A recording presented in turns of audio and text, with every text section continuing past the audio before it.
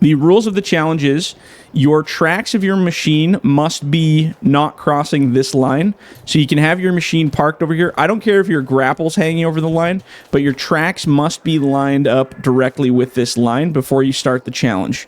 That means you can approach it any way you want, but park right here, and then when you're given the go-ahead, you can start, go over, load your truck as fast as you can, and as soon as you're done, you put your grapple down onto this red square, and that'll signify to the judges that the time is marked as completed.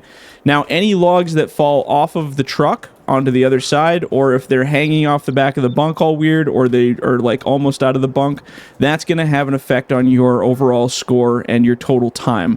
So all of these trials are based on time. So you get a start time when we say go, and an end time when you put your grapple on the red square. And basically, like I said, if anything falls off the truck or you miss a log or leave a log behind, that will have a negative impact on your score. It'll be cutting from your time. On the other side, we have the short log challenge, which again is similar to the other side. Exact same rules, making sure that your tracks are on the red side of the line, or the opposite side of the red line, sorry. Then you want to come over here, load all 3 bunks, and I think there's just enough logs to almost top off all 3 bunks, maybe a bit more.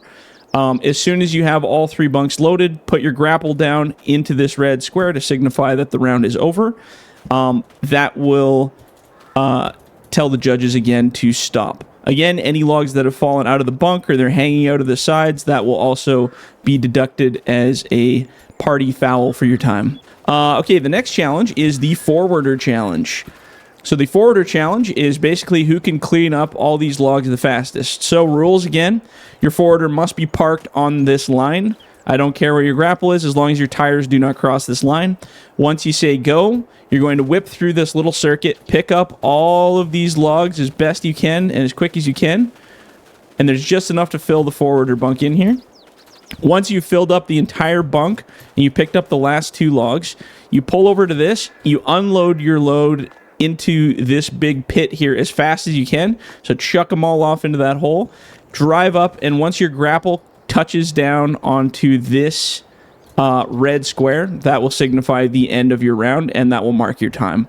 Any logs that are left behind, or if you miss the hole for whatever reason, any logs that basically don't end up in the hole in the end will be deducted from your time. So that's a pretty straightforward one, but it should be fun to see some people doing some challenges.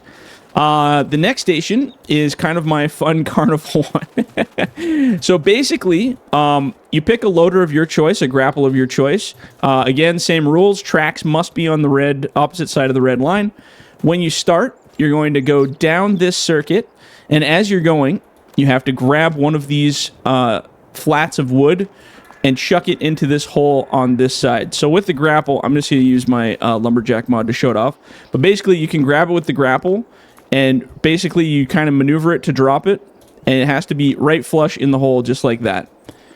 Anybody who's dropping these and they're, you know, if they're partially up in the air like this, or they're kind of hanging down, that's going to be either deducted from your time at the end, or if it's really bad, maybe we'll count that as a whole time loss.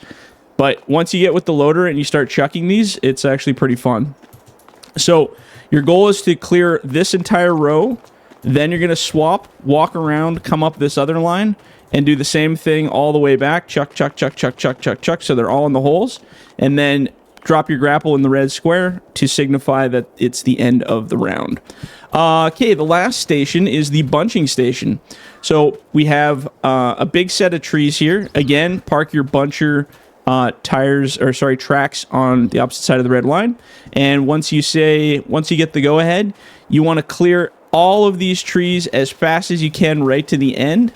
Once you've cleared all of the trees, you tap down your buncher head at the end to get the final time check. Any trees left standing will be deducted from the time. That's basically the only thing you can really do to screw up is miss trees or leave trees behind. So as fast as you can clear the trees and hit that red will mark your best time.